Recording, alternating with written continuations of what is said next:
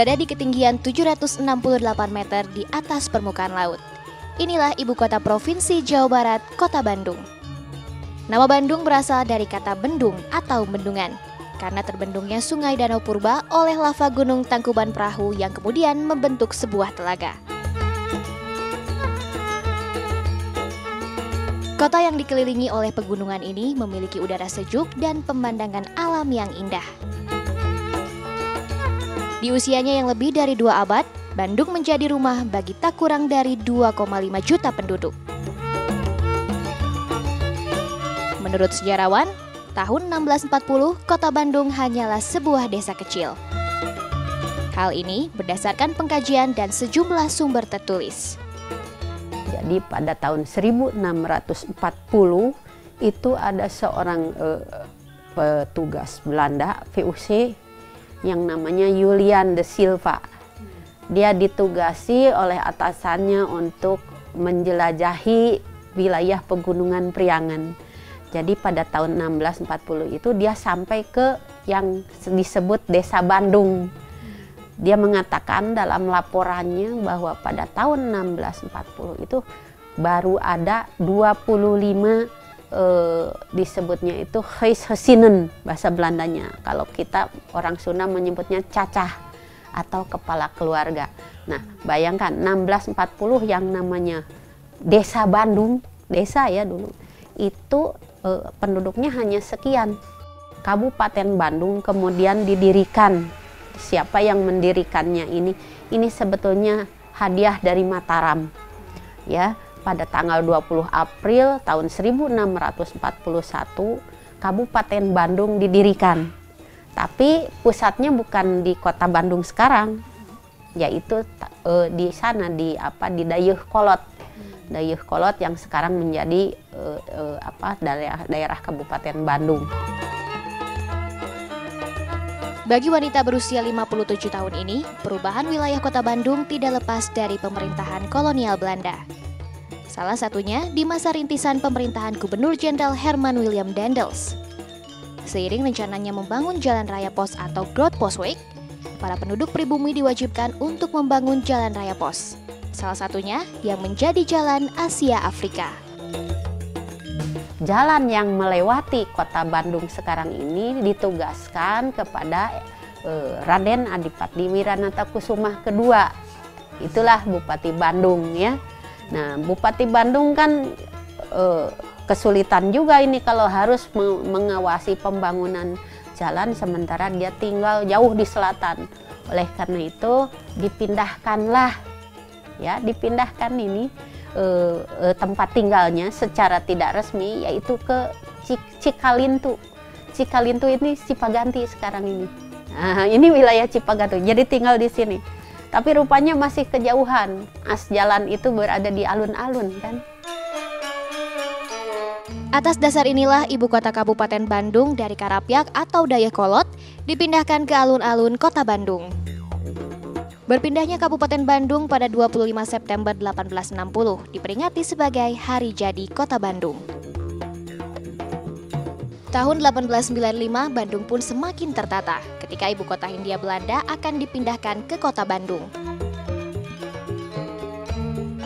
Sejumlah pembangunan dilakukan seperti jalur kereta api yang sekarang dikenal sebagai Stasiun Kereta Api Bandung.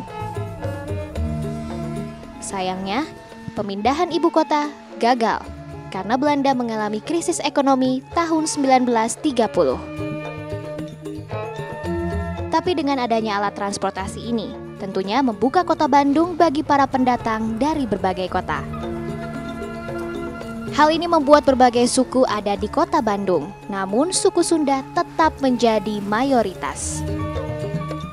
Tentu saja kalau kita bicara soal siapa sih penduduk asli, apa boleh buat kita mundur ke kira-kira antara 1500 tahun sebelum Masehi. Jadi itu sekitar 3000 tahun yang lalu ya. Itu kan penduduk dari Yunan itu Vietnam sebelah selatan. Itu berduyun-duyun melakukan migrasi pada zaman es terakhir.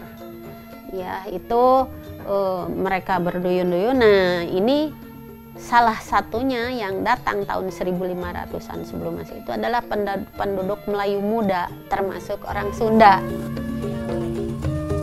Penanda sebagai orang Sunda seharusnya bisa berbahasa Sunda.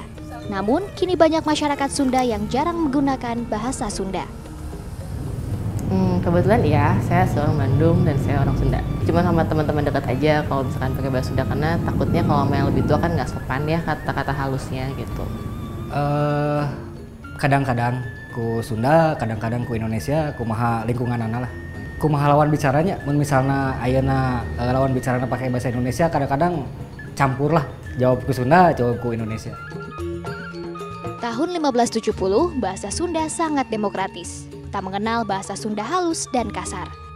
Lalu terjadi perubahan bahasa pada tahun 1620, sehingga terdapat 5 tingkatan bahasa Sunda. Inilah yang kini menyulitkan anak muda. Dengan jumlah penduduk yang cukup padat, kota yang dijuluki Kota Kembang ini menjadi kota terbesar ketiga di Indonesia setelah Jakarta dan Surabaya. Bandung itu di mana-mana banyak bunga.